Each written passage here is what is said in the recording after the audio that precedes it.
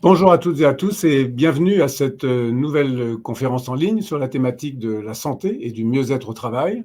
Cette conférence est organisée par VK en partenariat avec la Mutuelle nationale territoriale, la MNT, qui est la première mutuelle des agents des services publics locaux en santé comme en prévoyance et qui protège plus d'1 million de personnes.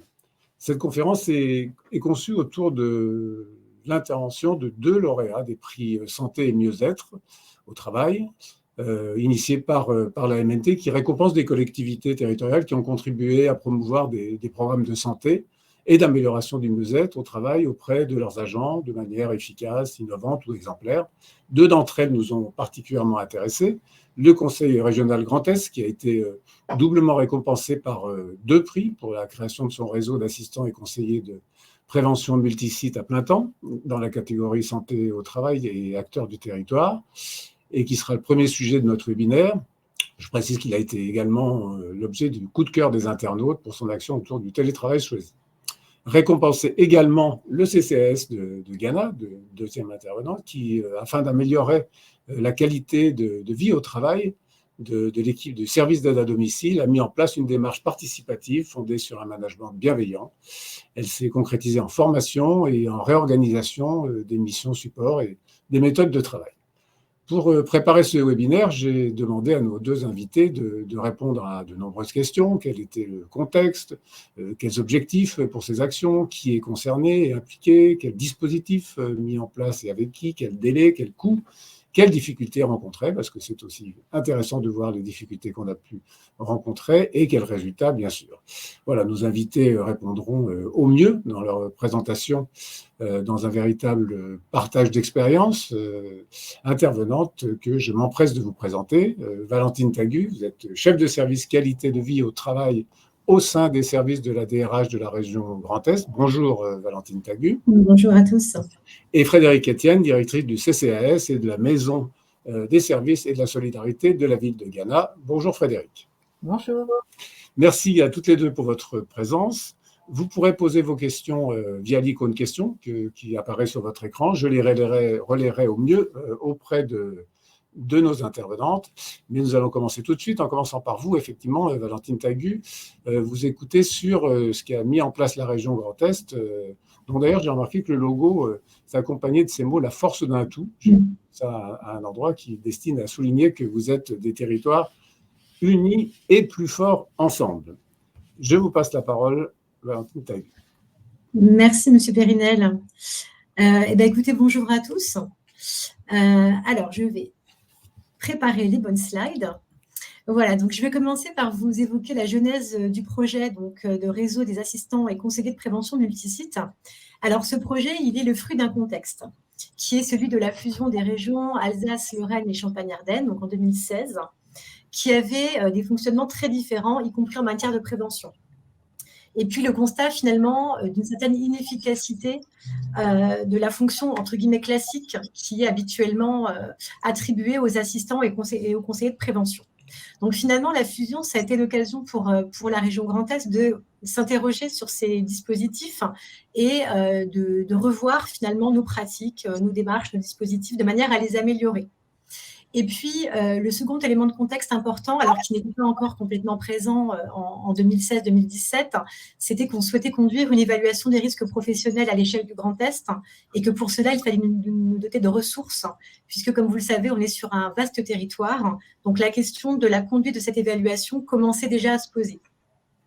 Alors, on a eu toute une phase de préparation, donc plutôt à partir du milieu de l'année 2017, avec en juillet l'engagement de la DRH et du président du CHSCT de l'époque, d'établir à la fois un projet de programme annuel de prévention, qui n'existait pas à l'échelle du Grand Est, et puis d'étudier un dispositif assistant et conseiller de prévention à l'échelle du Grand Est, dont on ne savait pas exactement encore quelle forme il allait prendre.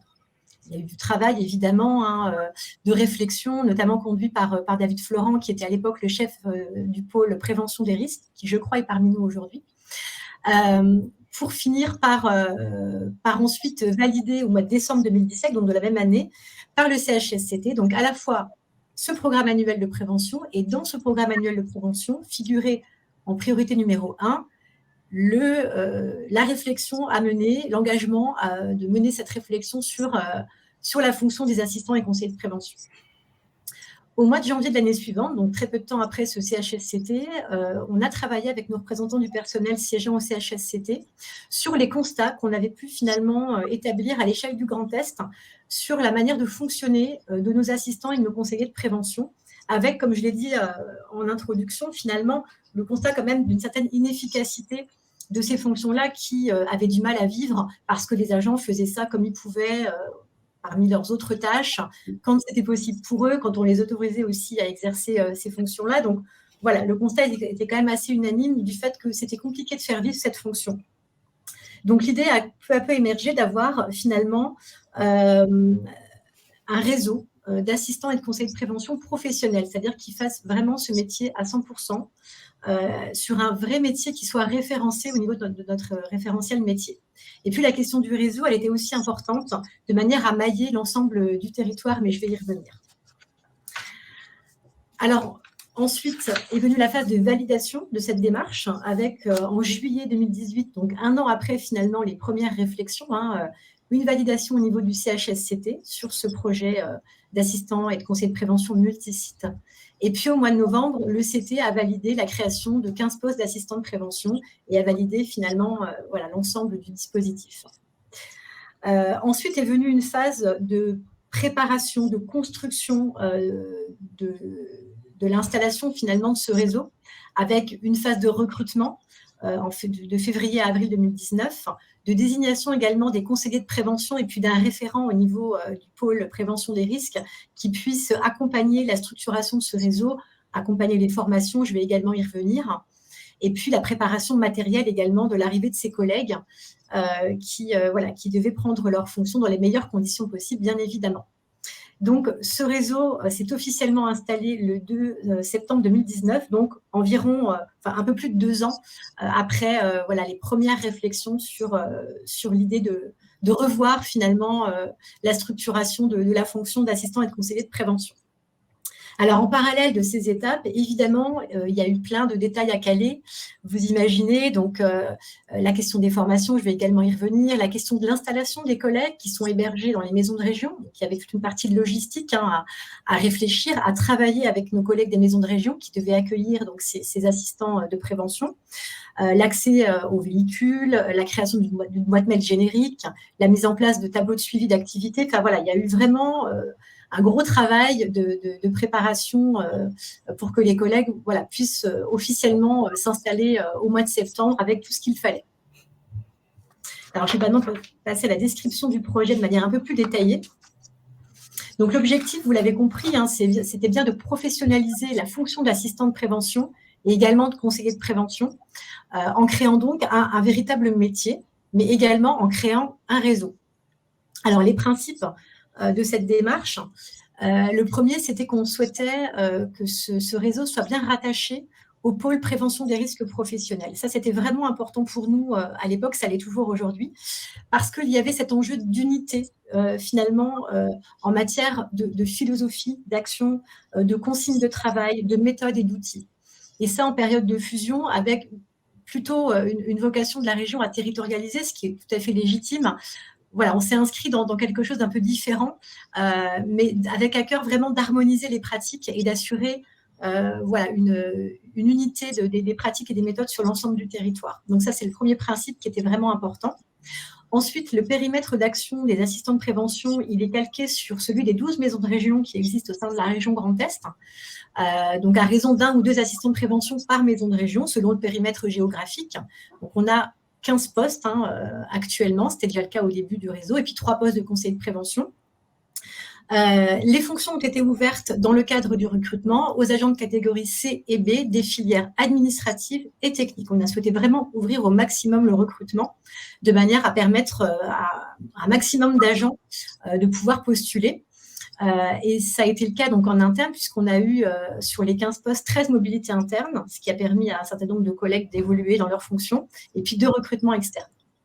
Donc, les agents retenus ont été positionnés en émergement fonctionnel au sein des maisons de région. Il y a bien un positionnement hiérarchique au niveau du pôle prévention des risques. Ils occupent la fonction d'assistant de prévention à 100%. Ils dédient l'ensemble de leur temps de travail à leur portefeuille. Et pour certains, ils ont abandonné le cadre d'emploi des ATTE, puisque un certain nombre de collègues retenus sur ces postes sont issus des établissements d'enseignement où ils occupaient diverses missions, pour la plupart des encadrants, mais d'autres avaient d'autres missions au sein des établissements d'enseignement. Alors évidemment, ce projet a nécessité un certain nombre de moyens, je les ai un petit peu abordés précédemment. Donc en premier lieu, les formations. Vous connaissez les formations obligatoires évidemment des assistants et conseillers de prévention, donc elles ont été assurées.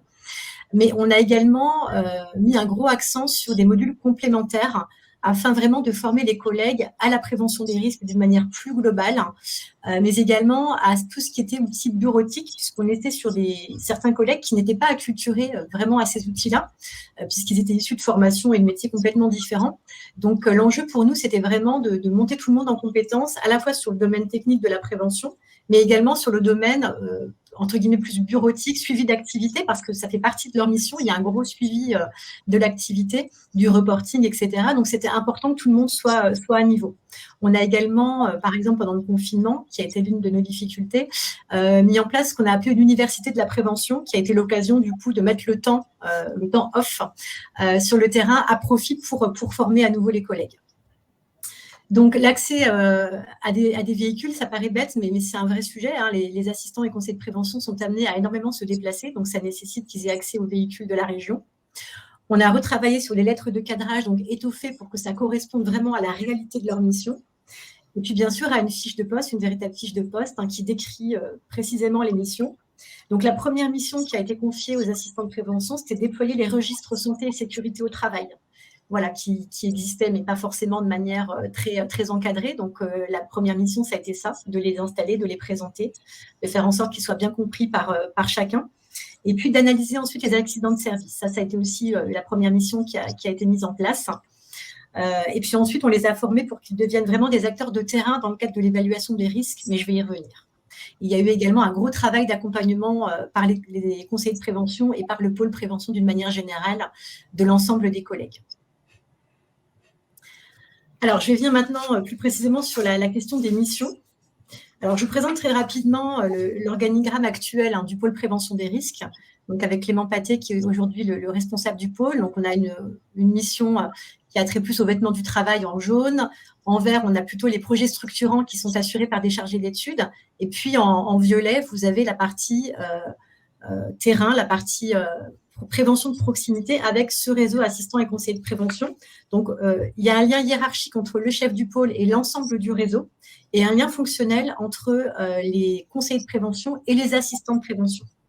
Voilà, donc c'est bien un réseau qui est animé fonctionnellement par les conseillers, mais le responsable hiérarchique est bien le responsable du pôle. Donc, comme vous le constatez, on est plutôt bien pourvu en termes de ressources et c'est ce qui fait la force et la réussite de ce réseau aujourd'hui. Alors, si on en vient aux missions plus particulières donc des assistants de prévention, là, c'est une semaine type pour que vous puissiez vous rendre compte de comment se répartissent leurs missions. Donc, en bas à gauche, vous avez les missions socles qui leur sont attribuées. Donc, là, il y a la mission du déploiement et du suivi des registres obligatoires, comme je l'ai évoqué, le RSST, le registre danger grave et imminent. Donc, au départ, ils les ont mis en place. Maintenant, ils les suivent. Voilà, c'est important de les suivre et de faire des rappels si jamais ils sont oubliés quelque part, par exemple.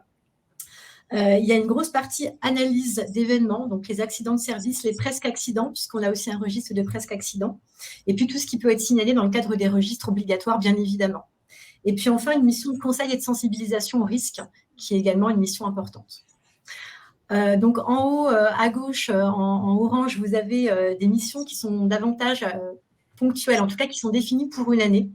Donc là, en 2022, par exemple, on avait le suivi des audits qu'on avait mis en place en 2021 sur les risques chimiques. On a eu un accident grave en 2021 qui a nécessité qu'on se mette en ordre de marche pour auditer l'ensemble de nos sites sur l'utilisation des produits chimiques, donc avec un état des lieux, et puis ensuite des rappels de la réglementation. Donc là, en 2022, il y a eu la phase de suite, de suivi, pour voir si les préconisations avaient pu être mises en place.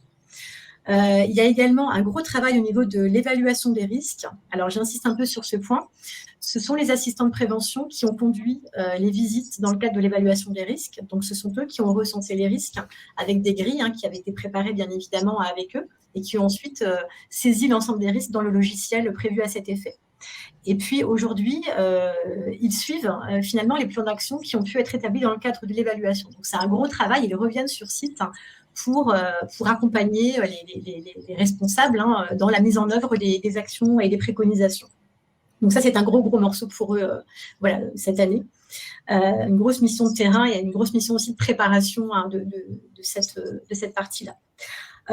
En bas, à droite, en gris foncé, vous avez donc le suivi du portefeuille. Donc ça, c'est vraiment le suivi du tout venant. Donc les réponses aux mails, il y en a beaucoup. Toutes les programmations de visite qui prennent pas mal de temps, il faut pouvoir se rendre disponible. Suivre les tableaux de bord, suivre l'ensemble des outils relatifs au suivi d'activités qui ont été mis en place. Et puis, tout en haut, en bleu, vous avez la participation aux réunions avec les conseils de prévention, le chef de pôle, etc. Voilà, pour le cadre des missions donc des assistants de prévention. Alors, pour ce qui est des conseils de prévention, ils ont également différentes missions. Donc, leur mission SOC, c'est bien la coordination des assistants de prévention qui relèvent de leur territoire. Donc, comme vous l'avez vu, ils sont répartis selon les ex-territoires, les ex-régions. Donc, on a un conseiller de prévention par ex-région et ils animent donc le collectif d'assistants de prévention qui sont du ressort de leur territoire. Ils accompagnent bien évidemment aussi individuellement chaque collègue et ils suivent l'activité des assistants de prévention. Le conseiller, c'est également l'agent de prévention du territoire, donc il est en quelque sorte le référent du territoire, notamment par rapport à l'évaluation des risques pour les sites administratifs qu'on doit encore parfaire aujourd'hui. Il sensibilise les agents au risque incendie et il procède également à l'organisation des exercices d'évacuation annuels. Et puis, ils animent la prévention, particulièrement sur les hôtels de région et au siège. Et puis, bien évidemment, les conseils de prévention participent aux missions du pôle prévention des risques, les actions de formation, de sensibilisation, participation à des projets d'envergure, etc. Alors, pour finir, je vais vous faire un rapide bilan de ce réseau. Donc, au niveau des résultats, on est très content. Enfin, on est sur quelque chose de très positif, comme vous pouviez vous en douter. Le maillage du territoire par les actions de prévention, il a vraiment permis de prendre en main la question de la prévention sur l'ensemble du Grand Est et de développer pour le coup des projets d'envergure, dont l'évaluation des risques, qu'on n'aurait pas pu développer aussi bien si on n'avait pas eu ce réseau. Donc ça, c'est le premier constat qui est fait aujourd'hui et on en perçoit les effets finalement de manière très concrète. Le fait qu'il y ait un maillage de l'ensemble du territoire avec un rattachement également au pôle, ça permet une équité de traitement entre les établissements d'enseignement et entre les services. Donc ça, c'était important pour nous pour que, quelle que soit la situation géographique, l'ensemble des sites soient accompagnés de la même manière en termes de prévention. Le fait que chaque assistant de prévention dispose d'un portefeuille dédié permet une réactivité dans le traitement des demandes, bien évidemment, donc une efficacité finalement du service rendu au niveau de l'ensemble de la collectivité. Et puis, le fait qu'il soit hébergé en maison de région fait qu'il travaille régulièrement avec les services vie des lycées, les services construction-maintenance des maisons de région. Et du coup, il y a une véritable vision transversale qui se met en place et qui permet vraiment de travailler main dans la main et de manière beaucoup plus efficace, pour le coup, sur l'ensemble des problématiques qui peuvent se poser sur un territoire. En termes de compétences, le réseau a permis de faire monter en compétences un certain nombre de collègues en matière de risques professionnels. Et en même temps, on considère aussi que l'apport de ces collègues-là nous a enrichis au niveau du pôle, parce que c'est des personnes qui avaient d'autres missions, qui avaient un regard différent finalement sur la prévention. Et donc, c'est vraiment enrichissant de travailler avec des personnes qui ont un autre regard et qui apportent de nouvelles expériences finalement au pôle prévention des risques.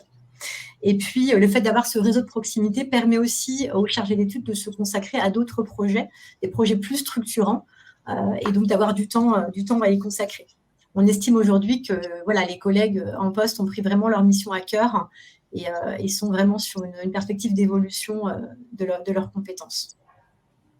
Donc, en quelques mots, le bilan de la mise en place de ce réseau est concluant pour nous et il s'inscrit parfaitement dans l'objectif numéro 2 de la stratégie RH qui a été définie par la collectivité, qui est améliorer les conditions de vie au travail afin de maintenir l'engagement et la motivation des agents au quotidien. Alors évidemment, on a des perspectives, on est sur un réseau qui est encore jeune, donc on a des actions à développer. D'une manière générale, la veille réglementaire, c'est un sujet qu'on souhaiterait approfondir.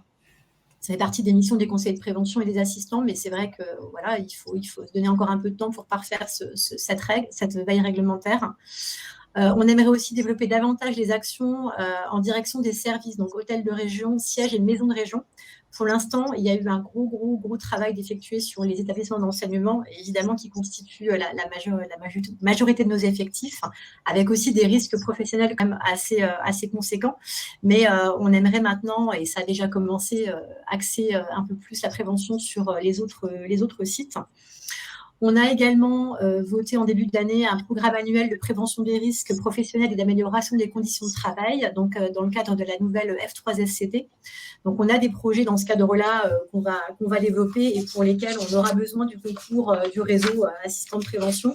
Donc, par exemple, il y a un travail sur les risques professionnels liés au bruit ou sur les interventions sur toiture, par exemple, et puis également des actions de formation qu'on souhaite renforcer. Donc, le réseau sera le bienvenu.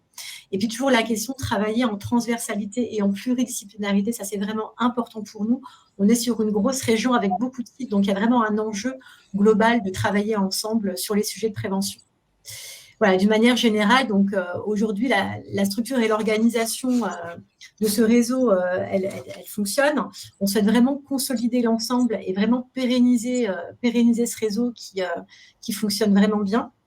Et puis continuer, voilà, comme je disais, à tisser les liens entre le réseau, les maisons de région, les services, de manière à ce que les assistants de prévention et les conseillers soient vraiment bien connus et qu'ils travaillent, voilà, du coup, main dans la main avec les différents acteurs. Et donc, les résultats globaux attendus, donc ça vise à une diminution de l'accidentologie. Pour l'instant, il est encore un petit peu tôt pour évaluer cet effet-là. Une amélioration des conditions de travail des agents. Et puis, de manière un peu plus générale, à un accroissement de la culture de prévention au sein de la collectivité, qui est un travail de fourmi, comme vous le savez. Mais voilà, on s'y attelle bien volontiers. Voilà, j'ai terminé. Du coup, pardon, j'ai passé un peu vite la prochaine slide. Merci Valentine. J'ai quelques questions à vous poser. Oui. Je sais que Frédéric Etienne a également une question à vous poser. Alors, je vais peut-être d'abord lui donner la parole et puis je prendrai le relais après. Frédéric. Oui, bonjour. Je voulais savoir comment vous appréhendez la réaction ou l'acculturation des agents de terrain, justement. Est-ce que vous voyez des évolutions, des modifications de comportement, des retours à ce sujet-là? Alors, oui, on commence à voir quelques effets. Alors, évidemment, on n'a pas évalué de manière très scientifique ces effets-là, mais pour discuter régulièrement avec des conseillers de prévention, par exemple, ou certains assistants, on voit que le fait de se déplacer régulièrement, parce que c'est ça, en fait, qui fait la différence, c'est vraiment se déplacer, se faire connaître. Et finalement, tout doucement distiller cette culture de la prévention pour expliquer qu'on est bon. On n'est pas là pour empêcher les gens de travailler, parce qu'il y a quand même un peu cette idée-là derrière la prévention. On n'est pas là juste pour imposer des choses. Ce n'est pas notre but, c'est vraiment de faire prendre conscience de l'importance des sujets de prévention. Bien sûr, il y a des choses qui sont incontournables et à un moment donné, il faut aussi être ferme dans l'approche qu'on a. Mais on essaie vraiment de travailler ensemble et on voit que le fait de se déplacer, de tout doucement de se faire connaître, ça fonctionne. On a par exemple des encadrants dans les lycées ou des gestionnaires d'établissements qui au départ étaient assez réticents et puis finalement, voilà, ils viennent aux réunions, ils s'intéressent. Et donc c'est comme ça qu'on commence à mesurer les effets aujourd'hui. De manière peut-être un tout petit peu plus concrète, est-ce que vous sentez déjà la mise en place de ce réseau à jouer sur les conditions de vie au travail ou des effets sur la santé, voire même, puisque c'est des sujets de pas mal de collectivités, sur l'absentéisme?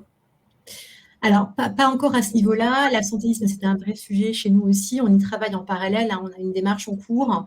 Ce que nous rapportent les agents, globalement, c'est qu'ils sont sensibles au fait que des agents de la DRH, du pôle prévention, se déplacent et s'intéressent à leurs conditions de travail. Ça, c'est quelque chose qui remonte. Et du coup, les assistants se font volontiers le relais d'un ensemble de sujets. Je n'ai pas évoqué les RPS dans la présentation parce que c'est un risque qu'on a traité de manière un peu différente. Mais pour le coup, voilà, ils sont des acteurs aussi, des observateurs de ce qui peut se passer sur le terrain et donc des relais. Et c'est vrai que du coup, grâce à leur intervention, on a pu aussi prendre en charge des situations très concrètes, des gens qui n'allaient pas bien, qui ne savaient pas trop comment signaler leurs difficultés, etc. Donc voilà, on pense qu'aujourd'hui, oui, leur intervention fait que on est plus réactif dans l'accompagnement des agents sur les différentes difficultés qui peuvent se poser. Et donc, ça participe de l'amélioration de leurs conditions de travail. Il y a eu des actions très concrètes aussi. Si je prends par exemple les risques chimiques, l'audit a permis quand même, très concrètement, de mettre aux normes des locaux, par exemple, qui n'étaient pas du tout adaptés, parce que par méconnaissance, etc. Et aujourd'hui, ce n'est plus le cas. Aujourd'hui, cette question-là, on considère qu'elle a été traitée. Et donc, ça favorise aussi les conditions de travail des agents pour ce risque-là, en tout cas. Est-ce que vous parliez tout à l'heure de situations d'agents qui ont pu remonter?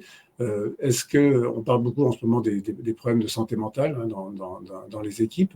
Est-ce que ça a pu être le cas justement parce que c'est personnel, le fait que vous alliez vers les agents, c'est aussi une manière de faire remonter des informations. Tout à fait. J'ai un exemple en tête. Les assistants de prévention donc, se déplacent régulièrement et dès qu'ils se déplacent, ils vérifient les registres santé, sécurité, etc. Il y a une procédure qui fait que normalement, les fiches leur arrivent bien évidemment rapidement, mais ils prennent toujours la peine de relever. Il n'y a pas très longtemps, ils ont relevé dans le RSST un agent qui tenait des propos quand même assez alarmants. Alors, c'était anonyme, ce n'était pas évident de savoir ce qui se passait, mais ça a permis, en discutant ensuite avec l'encadrant, de retrouver quel agent avait pu faire ce signalement. Il n'allait vraiment pas bien, visiblement, et donc de le faire prendre en charge.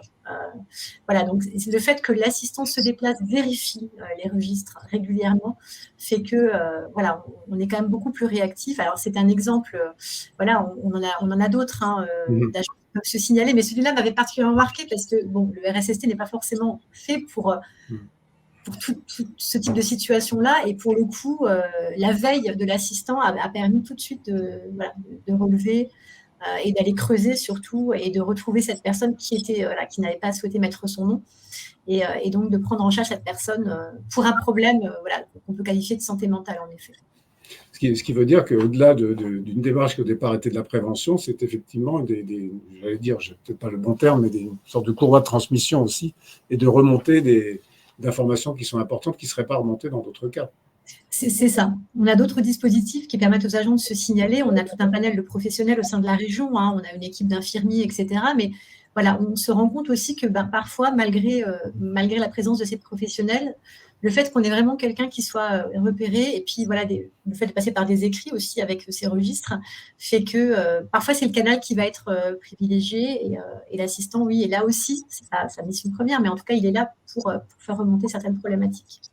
D'accord. Donc, deux questions d'internautes que je vais vous poser. Vous évoquiez tout à l'heure les RPS qui étaient, en les mettant un petit peu à part. Est-ce qu'en 2 mots, vous pouvez nous dire la démarche que vous avez adoptée? Oui, bien sûr. Donc, concernant les RPS, on avait souhaité mener en effet une démarche un peu à part parce que c'est quand même des risques un peu à part. Voilà, donc on a pris la tâche d'un cabinet, après un appel d'offres, pour nous accompagner. On estimait qu'avoir quelqu'un d'extérieur, c'était quand même bien en termes de neutralité, d'objectivité. Donc, on a recensé début 2020, grâce à un questionnaire, les facteurs de risque, sur une méthodologie assez éprouvée finalement et qui fonctionne bien. On a eu un bon taux de retour. On a eu, je crois, plus de 50%, voire 60% pour certaines populations de taux de retour, donc ce qui était plutôt intéressant. Ensuite, on a constitué des ateliers pour avoir vraiment une approche plus qualitative et plus locale de l'ensemble de ces facteurs de risque. Et puis, on a travaillé aussi avec à travers d'autres ateliers sur un projet de plan d'action avec des idées, alors qui n'ont pas toutes été retenues, mais en tout cas des propositions concrètes de terrain, pour finir par aboutir à un plan d'action qui comporte 26 fiches actions et qui est porté finalement par un ensemble d'acteurs au niveau de la région. Donc, le service qualité de vie au travail, bien sûr, mais pas seulement, puisqu'on a des choses, par exemple, qui ont trait à la communication, au fait que les agents ont besoin d'être mieux informés. Donc, on a le service communication interne dans la boucle, le service qui s'occupe de l'informatique, ce genre de personnes. Donc, voilà, il a été voté en juillet dernier, et on est en train de le décliner complètement. Je vais prendre une ou deux autres questions, et puis après, on passera la parole à Frédéric Etienne, et on essaiera de regrouper les autres questions à la fin, si on a un petit peu de temps. Il y a une question sur la formation que vous évoquiez tout à l'heure, la montée en compétence des agents. Est-ce que c'est de manière collective et assez systémique, ou alors c'est du coup par coup, parce que les besoins ne sont pas les mêmes? Alors, à la mise en place du réseau, elle a été vraiment collective. Il y a eu vraiment un plan de formation qui a été mis en place, mais selon les profils, et comme on a eu par exemple des départs en retraite dans le réseau avec l'arrivée de nouvelles recrues, on a pu aussi adapter selon les profils et les besoins. Donc, c'est vraiment les deux, en fait. Mais au départ, ça a été quand même assez collectif. D'accord. Et puis, peut-être une dernière question sur est-ce que vos équipes sont présentes sur tout le territoire ou est-ce qu'elles interviennent dans des secteurs essentiellement santé, hôpitaux, EHPAD ou également? Alors, nous, on est vraiment présents sur l'ensemble du territoire Grand Est, mais pour les compétences de la région, donc établissement d'enseignement, hein, donc les agents, voilà, on s'occupe, nous, des agents techniques, hein, des établissements d'enseignement, donc voilà, l'entretien des locaux, la maintenance, les cuisiniers, l'accueil. Hein. Et puis, on a des agents administratifs, donc au sein des hôtels de région, on a 2 hôtels de région et un siège à Strasbourg, et 12 maisons de région avec du personnel également administratif. Donc là, la prévention, elle s'exerce sur l'ensemble de ces métiers-là. D'accord. OK. Juste une question de détail. Est-ce que dans les risques qui sont évoqués, les cyber-risques en font partie?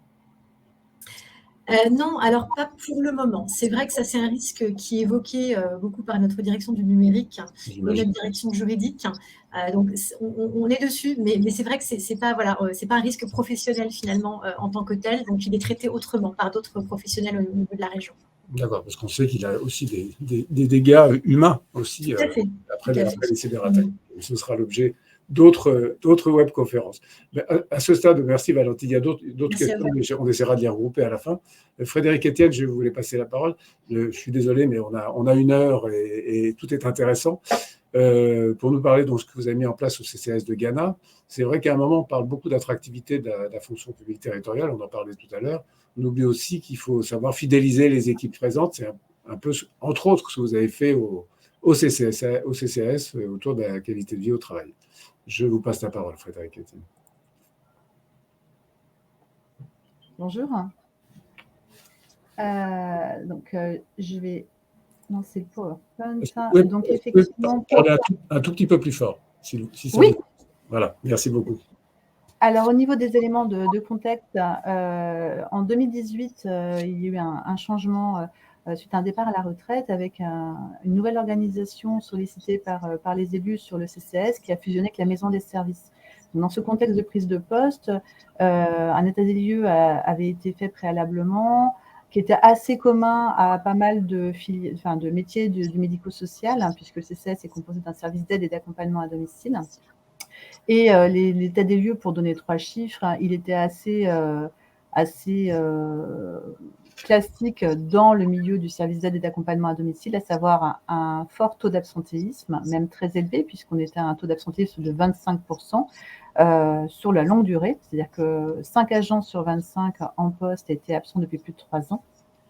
Un turnover également assez impressionnant, à savoir 40%. Je rappelle, un turnover de 40%, ça veut dire que sur 100 agents présents au 1er janvier, 40 ne le sont plus au 31 décembre, ce qui montre une usure et une grosse difficulté sur la démarche de fidélisation dans les métiers du grand âge qui se confirme encore et encore plus maintenant. Et on pourrait citer plein d'autres chiffres, mais je pense que ces deux-là sont assez notables. Pour autant, il y avait une progression d'activité et une satisfaction des usagers qui était assez élevée et en progression constante.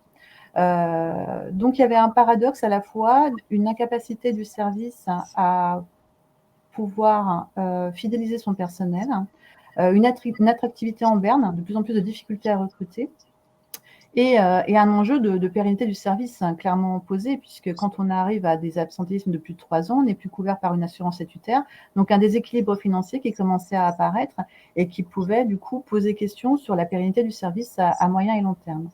Ce faisant, il y avait du coup, lors de l'embauche en 2018, un souhait des élus à ce qu'un état des lieux clair soit fait sur qu'est-ce qu'on peut faire pour améliorer l'attractivité et la fidélisation, tout en maintenant un haut niveau de qualité de service. Et ce faisant, travail à fournir sous une échéance de 2 ans pour pouvoir améliorer ces 2 ratios sur l'absentéisme et sur l'attractivité.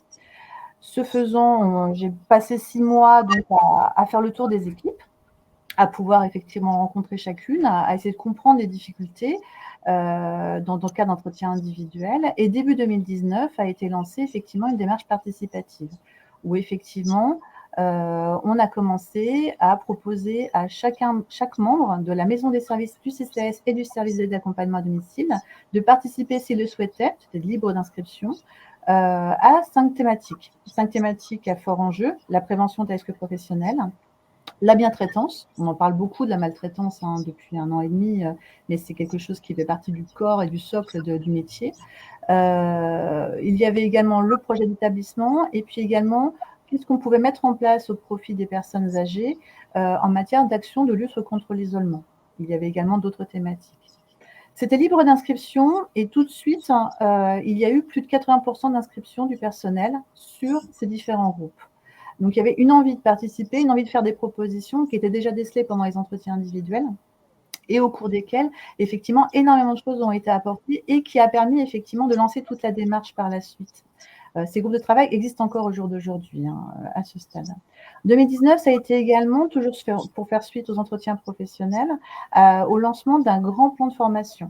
C'est-à-dire qu'il y avait un gros souhait, vraiment un fort besoin qui était verbalisé et qui était prégnant, de pouvoir être doté d'outils au quotidien pour mieux affronter effectivement des situations complexes. Troubles cognitifs, Alzheimer, violence, mais également la prévention des risques professionnels au quotidien par rapport à des outils techniques quotidiens de manipulation, de lève-malade, d'aide à d'appui dans les gestes d'aide à la toilette. Je fais une petite parenthèse. Les auxiliaires de vie sociale et les aides à domicile, ce sont des métiers où vous avez 40% des personnels en poste qui ne sont plus en poste au-delà de 50 ans pour des problèmes de maladies professionnelles, d'accidents au travail ou de maladies qui ne sont pas reconnues comme maladies. Ce sont des métiers extrêmement exposés, en plus d'une charge mentale qui est extrêmement lourde, puisqu'on est sur des métiers où on commence tôt le matin, on finit tard le soir, on travaille pendant midi, aide au lever, aide au repas, aide au coucher. On travaille le week-end. Donc, ce sont des métiers où, en plus d'être face à la mort, à la maladie, il est difficile de concilier sa vie privée et sa vie professionnelle. Donc, la charge mentale, elle est encore plus importante sur ces métiers-là, avec ces conditions de travail et cette question au quotidien de comment je gère tout cela, avec des temps de trajet, de déplacements qui viennent en plus. Je dis cela parce que ça a été beaucoup dit pendant les groupes de travail. Et ça a du coup amené beaucoup de propositions de leur part. Mais pas que d'eux, également du personnel administratif qui est venu rejoindre également ces groupes de travail de différents métiers et pas que du CCS et du SAN, puisqu'il y avait la maison des services et où effectivement il y a eu des propositions aussi avec des regards extérieurs. Première chose qui s'est tout de suite mise en place, qui est tout de suite venue en proposition au niveau des groupes de travail, que le tutorat se mette en place. Double intérêt et double proposition. Tutorat qui allait permettre de fidéliser et de faciliter un parcours d'intégration du nouveau personnel. Et puis, envie également des aides à domicile, de plusieurs d'entre elles, de pouvoir donner, transmettre, épauler des nouvelles collègues qui arrivaient. Et puis après, au fur et à mesure que ces groupes de travail se sont poursuivis, les propositions des agents administratifs en poste et différentes réflexions sur comment on peut améliorer et fluidifier un certain nombre de choses au niveau de la RH, au niveau de la prévention, font qu'on a été épaulé par la ville pour mettre en place des nouveaux outils humains, des moyens humains en plus, avec de la mutualisation sur la partie RH plan de formation, sur un appui en interne avec un assistant de prévention dédié sur le service d'aide et d'accompagnement à domicile. Et petit à petit, là, des choses vraiment structurantes se sont mises en place, qui ont profondément changé la vie du service, avec des nouveaux profils d'encadrants. Et je vais y revenir parce que c'était de la promotion interne. Une sectorisation pour limiter les déplacements et pour pouvoir avoir des équipes resserrées. Je ne sais pas si vous avez des slides à passer, mais ils ne passent pas en tout cas. Oui, mais ils vont apparaître juste après. Et après, on est rentré dans du dur avec le document unique de prévention des risques professionnels et un plan de prévention. Très bien, pardon. Donc, tout cela a profondément changé la vie du service et est venu de ces fameux groupes de travail, effectivement. Comment est abordé les groupes de travail? Donc, libre inscription, thématique choisie par rapport au sujet important qui était ressorti des entretiens pro, mais aussi le souhait de hiérarchiser, parce que dans des groupes de travail, 5 qui se réunissent pendant toute une année et les années qui suivent, beaucoup de propositions sortaient. Et le but n'était pas d'apporter de la frustration avec des propositions formalisées qui n'avaient pas aucune suite, mais de pouvoir les hiérarchiser après dans un cadre d'un plan d'action à court terme, moyen terme et long terme. j'abordais chacun des groupes de travail avec effectivement la question « Qu'est-ce qui ferait que dans 5 ans, vous soyez encore dans le service ?» Qu'est-ce qui ferait que, selon vous, on pourrait attirer, vous pourriez dire à des personnes que vous rencontrez, vas-y, lance-toi dans ce métier, tu vas voir, tu y seras bien. Donc, à chaque fois, j'introduisais ces groupes de travail avec ces deux questions. Et à chaque fois que je sortais des groupes de travail, je hiérarchisais les retours des propositions des intervenantes et du personnel administratif sous différentes rubriques qui étaient effectivement la survie, la sécurité, l'appartenance, l'estime de soi. Là, vous avez à l'écran certaines des propositions, il y en a eu beaucoup, mais qui venaient concrètement du terrain. Vraiment de, voilà, moi, professionnel, qu'est-ce qui ferait qu'aujourd'hui, je me sentirais mieux dans cet établissement? Qu'est-ce qui fait que ça m'apporterait un confort de travail qui ferait que, voilà, mon quotidien, qui n'est pas toujours très simple, il serait effectivement facilité par l'organisation, puisque là, l'objectif, c'est de rendre une organisation facilitante pour l'ensemble des personnes en poste. Mais effectivement, très concrètement, c'était changer le rythme de paiement des heures complémentaires. C'était effectivement de pouvoir allonger les contrats de travail. C'était de pouvoir prendre directement des rendez-vous pour les aides à domicile, pour la vaccination. Donc, pendant le Covid, c'est l'équipe administrative qui prenait les rendez-vous directement pour elle. Elle n'avait pas à s'en occuper. C'était, de façon beaucoup plus structurante, mettre en place des plages d'indisponibilité, puisque, comme je vous l'expliquais, ce sont des métiers où on court partout, et on court partout aussi dans le cadre de la vie privée. Là, c'était de mettre en place des moments sanctuarisés dans leur planning, où en fait, quand on embauche une aide à domicile, elle a une demi-journée d'indisponibilité dans la semaine qu'elle nous donne, qu'elle nous fixe, et sur lesquelles on s'astreint, même s'il y a une épidémie de gastro, de Covid, où on n'embêtera pas, on ne l'appellera pas pour venir faire un remplacement. Donc, certaines sont les mercredis après-midi, d'autres, ce sont les vendredis après-midi. Mais à l'embauche, c'est directement, c'est d'ailleurs quelque chose qui facilite beaucoup les embauches, mais qui est particulièrement apprécié, sur lesquels personne ne se voit de revenir, par exemple. Les secteurs d'intervention, j'en ai parlé. Et puis, c'est également pour pouvoir au quotidien faire qu'une aide à domicile, c'était souvent dit dans les entretiens individuels quand je suis arrivée, se sentent pas intégrés au CCAS, une sorte de métier à part, dont on parle peu, qui n'a pas forcément information des activités qui sont proposées par le CCAS. Et c'était au contraire de les intégrer pleinement dans le quotidien, dans la visibilité, avec effectivement des articles de presse réguliers, avec des photos régulières sur le Facebook de la ville, sur une visibilité permanente sur le métier dans les actions menées. Et puis, c'était surtout pouvoir mettre du lien au sein de toutes ces intervenantes et avec l'équipe et dans l'équipe. On a sanctuarisé le fait de faire des réunions mensuelles, ce qu'il n'y avait pas. En fait, il y avait une réunion, peut-être 2 par an. Et là, on a sanctuarisé, sacralisé les temps de réunion d'équipe mensuelle avec une plénière où là, toutes les intervenantes et toute l'équipe administrative se réunissent tous les trimestres. Le tutorat était également essentiel pour mettre en place un parcours d'intégration qui a fortement valorisé les intervenantes et mis également en place un nouveau profil qui sont ce qu'on appelle les agents ressources, des aides à domicile référentes pour les nouveaux agents qui nous rejoignent. Ça a eu un effet également, parce que c'est parler des troubles musculo-squelettiques et des accidents professionnels, c'est également dire, mais qu'est-ce qu'on fait des agents qui ont été cabossés, qui ont été accidentés, qui ont des inaptitudes partielles? On a travaillé également avec ces intervenantes, on les a contactées, rencontrées, on les a accompagnées sur la réflexion sur un projet professionnel et on a pu reclasser 3 des 5 agents qui étaient en arrêt depuis plus de 3 ans, en remaniant le poste et en valorisant avec elles quels étaient les savoir-faire qu'elles pouvaient mettre en œuvre au profit des personnes âgées, parce qu'elles avaient une expertise indéniable. Et on a pu développer avec elles, effectivement, des nouveaux projets d'animation et des nouvelles fiches de poste sur la mobilité, l'aide aux personnes âgées à la mobilité, sur l'accompagnement numérique à domicile, pour ne citer que.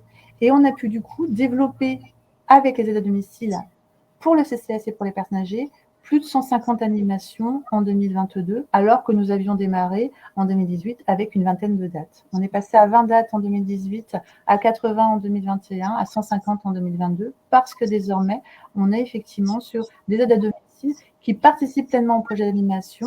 Alors, je parlais de celles qui sont actuellement sur des postes adaptés, mais également toute l'équipe des aides à domicile propose régulièrement des projets d'animation et participe au projet d'établissement du CCAS dans sa globalité. En termes de retour d'expérience, effectivement, le retour d'expérience, il est positif puisque la marche a été passée. Et c'est vrai que si on fait un retour en arrière, ce qui était primordial, c'était effectivement libérer la parole et ne pas avoir peur de réunir effectivement l'ensemble des intervenantes pour parler de qu'est-ce qu'il faut améliorer. Mais c'était aussi, simultanément, c'est pas tout libérer la parole, mais il faut qu'il y ait des actes visibles derrière de je fais une démarche participative, il y a des choses qui se mettent en place très concrètement. Je repense à l'exemple du caducé, une intervenante me disait moi je voudrais bien qu'on ait un caducé pour mettre sur d'autres voitures comme les infirmières. Ça a pris 5 minutes, en temps de réunion, le lendemain, elles avaient tout un caducé. C'était clair, immédiat, et ça prouvait qu'on ne faisait pas des réunions pour dire qu'on faisait des réunions et faire semblant de faire une démarche participative. Il y a eu une implication forte des élus et effectivement, les élus ont donné leur feu vert à tout cela. Je vous disais que j'avais eu une carte blanche pour faire un état des lieux et lancer une démarche sous 2 ans à budget constant.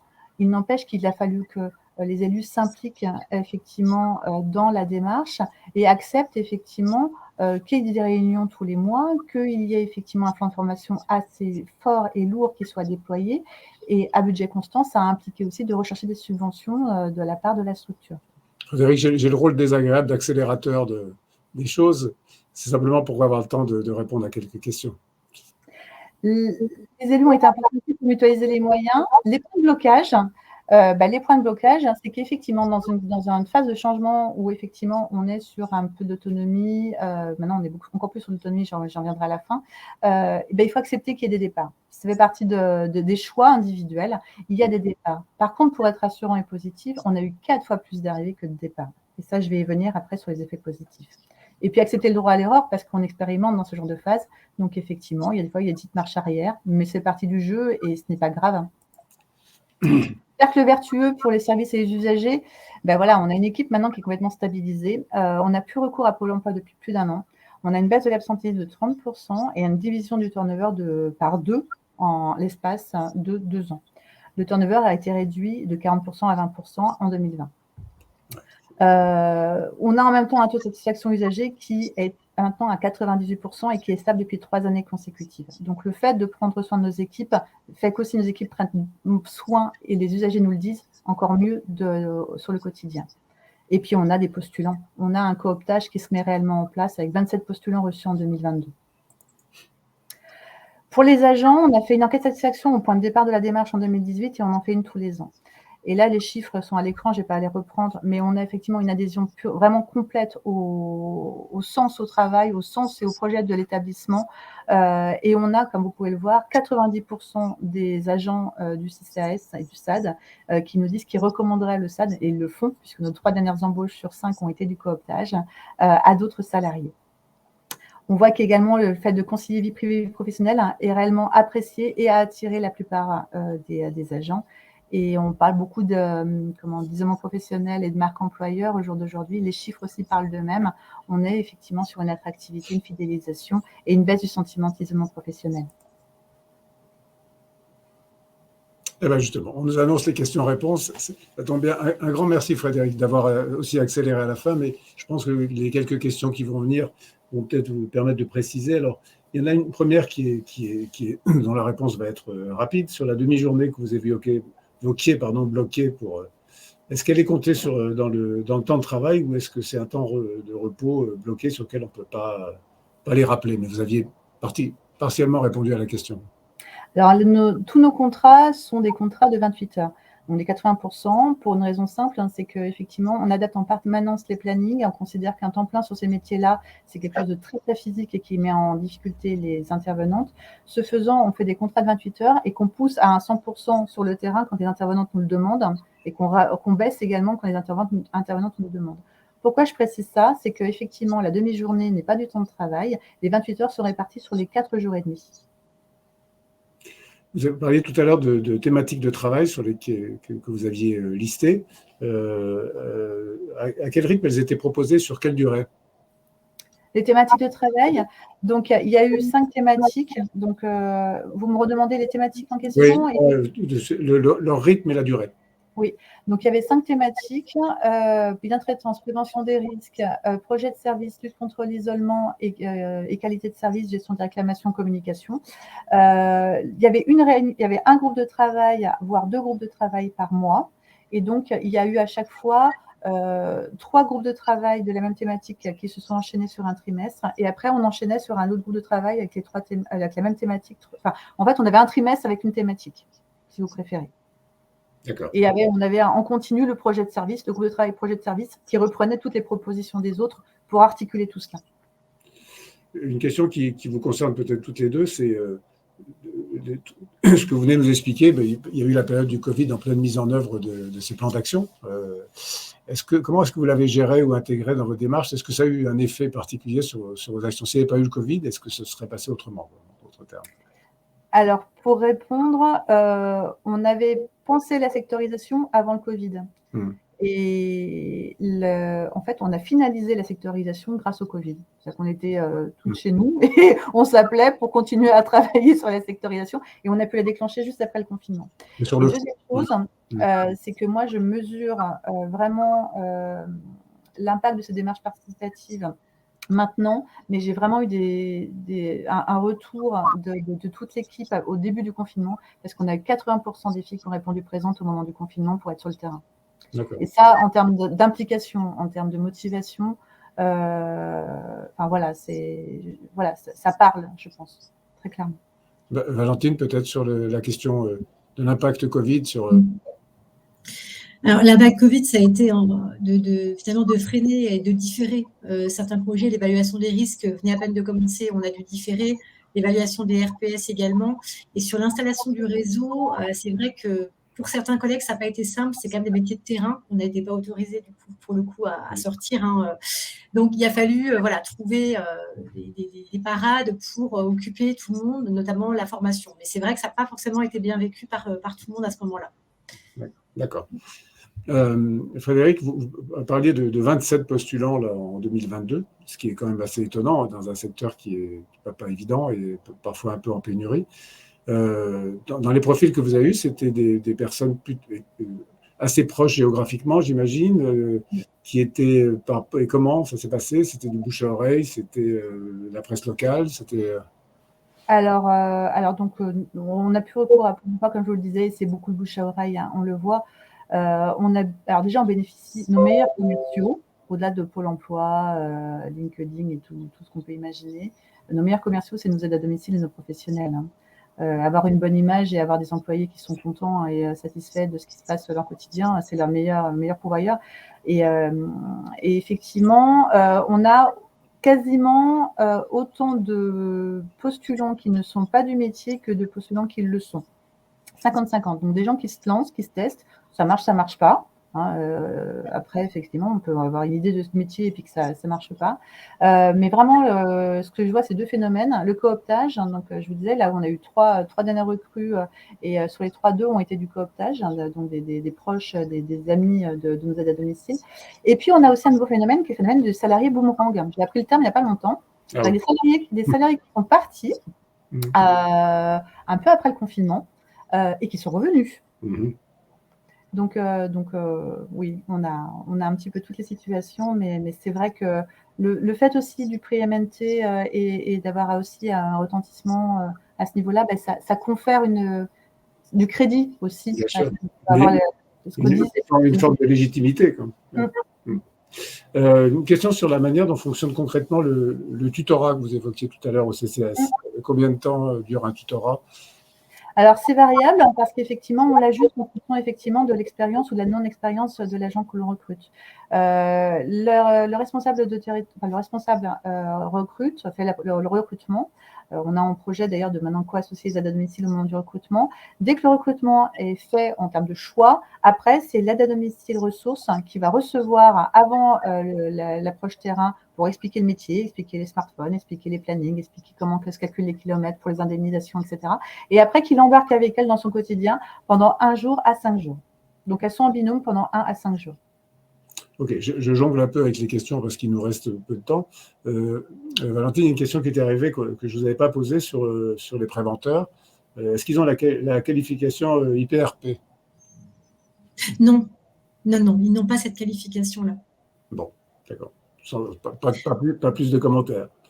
Et une autre question sur un élément que je ne connais pas, sur le fait de recourir à des registres dématérialisés qui existeraient, qu'on peut trouver ailleurs. Est-ce que c'est quelque chose que vous avez envisagé? C'est une bonne question. On étudiera. Enfin, on a pas mal de choses encore à développer. Pour l'instant, l'enjeu pour nous, c'était vraiment d'installer ces registres, de les faire connaître. Et c'est vrai que le côté, finalement, les voir, les toucher, c'était ce qu'il y avait de plus simple. Mais on viendra certainement à un moment donné à la démat parce qu'en effet, c'est quelque chose qui est dans l'air du temps. Et donc, voilà, on s'y adaptera très certainement. Frédéric, sur les points de blocage que vous évoquiez tout à l'heure, il y avait notamment la non-participation de certains agents, assez peu, mais est-ce que vous avez pu identifier pourquoi ils ne participaient pas et comment vous avez procédé avec ces agents? Alors, moi, je ne voulais surtout pas forcer, et d'ailleurs, ça aurait été contre-productif. Donc, c'était pas grave à partir du moment où il y avait un élan majoritaire, effectivement, à la participation. Que sont devenus ces agents qui n'ont pas participé? Ils n'ont pas forcément pu participer l'année suivante ou l'année d'après. Par contre, ils étaient un petit peu récalcitrants et ils ne sont plus devenus freins. Et maintenant, ils sont accompagnateurs. Voilà ce que je peux dire, en tout cas, sur l'évolution sur 3 ans. C'est-à-dire que maintenant, ils adhèrent maintenant à la démarche, ils sont présents, ils prennent parfois un peu la parole, ce qui n'était pas du tout le cas pendant les réunions d'équipe, parce qu'il y a les groupes de travail et les réunions d'équipe. Et s'ils ne sont toujours pas dans les groupes de travail, ils sont maintenant vraiment participatifs sur les réunions d'équipe dans lesquelles ils sont pleinement intégrés tous les mois. Donc non, on n'a pas une participation et une adhésion à 100%, mais aujourd'hui, il n'y a aucun frein dans l'équipe sur la participation dans le quotidien au fonctionnement. Très bien. Alors là, je pense que c'est un de mes collègues coachs qui pose la question, donc je la transmets. Est-ce que vous avez envisagé le recours au coaching dans vos politiques d'amélioration de la QVT? Est-ce que j'ai envisagé le recours au coaching? L'une comme l'autre. Enfin, est-ce que c'est quelque chose qui est utilisé dans vos collectivités respectives? Alors, c'est envisagé. Le cadre de la QVT, hein, bien sûr. Ouais, c'est envisagé effectivement au niveau de la ville de Gannat. Il y a eu une réunion d'ailleurs avec une thématique de formation qui a été enclenchée l'année dernière et qui va peut-être revenir en 2024 pour tous les postes d'encadrant, effectivement. D'accord. Valentine? Alors nous, on a effectivement quelques actions de coaching. On a une école interne des managers, donc qui s'appelle Managest. Dans ce cadre-là, on a une personne qui est coach, donc qui accompagne sur une partie de son temps certains collègues qui le souhaiteraient. Et on fait également appel à des coachs externes sur des problématiques un peu plus spécifiques. Donc voilà, c'est plutôt les services formation et managers qui vont développer ces aspects-là en lien avec le service QVT, puisque voilà, c'est aussi des agents qu'on peut suivre par ailleurs. Donc voilà, ça fait partie en effet des outils qu'on a pour accompagner les collègues en interne. D'accord. C'est-à-dire qu'en fait, peut-être qu'effectivement, dans les informations que les préventeurs vous font remonter, il peut y avoir des réponses via le biais du coaching.